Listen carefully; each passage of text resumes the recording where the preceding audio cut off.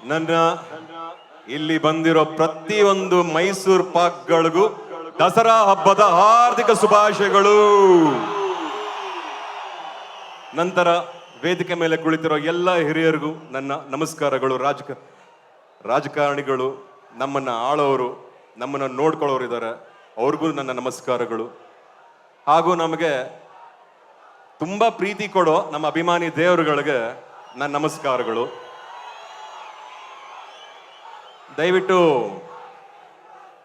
ಆಯ್ತು ಚಿನ್ನ, ಒಳ್ಳೇದಾಗ್ಲಿ ಚಿನ್ನ, ಎಲ್ರಿಗೂ ಒಳ್ಳೇದಾಗುತ್ತೆ ಚಿನ್ನ. ಕಾಲಾಯ ತಸ್ಮೈ ನಮಃ ಅಷ್ಟು ಮಾತ್ರ ಹೇಳ್ತೀನಿ. ಯಾರ ಬಗ್ಗೆ ನಾವೇನು ಹೇಳೋದು ಬೇಡ. ಅವನೊಬ್ಬ ಇದ್ದಾನೆ, ಅವನು ನೋಡ್ಕೋತಾನೆ, ಎಲ್ರಿಗೂ ಒಳ್ಳೇದಾಗುತ್ತೆ. ನನಗೂ ಬಹಳ ಇಷ್ಟ, ನಿಮಗಳಿಗೂ ಬಹಳ ಇಷ್ಟ.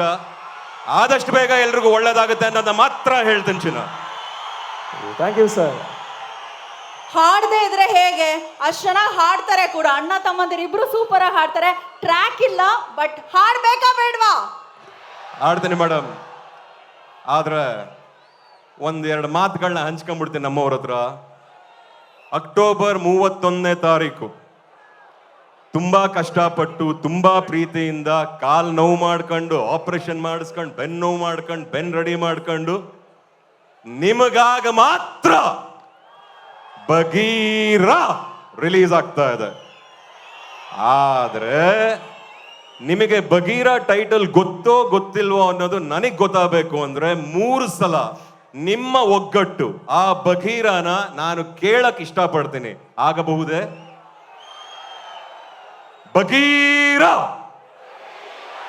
ಬಗೀರ ಬಗೀರ.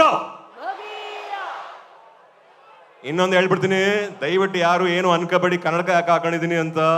ಸ್ವಲ್ಪ ಕಣ್ ಕೆಳಗಡೆ ಸ್ವಲ್ಪ ಸ್ವೆಲ್ಲಿಂಗ್ ಇದೆ, ಯಾಕೆ ಆ ಥರ ಮುಖ ತೋರಿಸೋದು ಒಂದು ಕನ್ನಡಕ ಹಾಕೊಂಡಿದೀನಿ. ದಯವಿಟ್ಟು ಯಾರು ಬೇಜಾರು ಮಾಡ್ಕೋಬೇಡಿ. ನಿಮ್ಗಳ ಮುಂದೆ ಯಾವತ್ತಿಗೂ ನನ್ನ ಕಣ್ಣ ತೋರಿಸ್ಕೊಂಡು ನಿಮ್ಗಳ ಜೊತೆ ಚೆನ್ನಾಗಿ ಮಾತಾಡೋ ಅಭ್ಯಾಸ ನನಗೆ.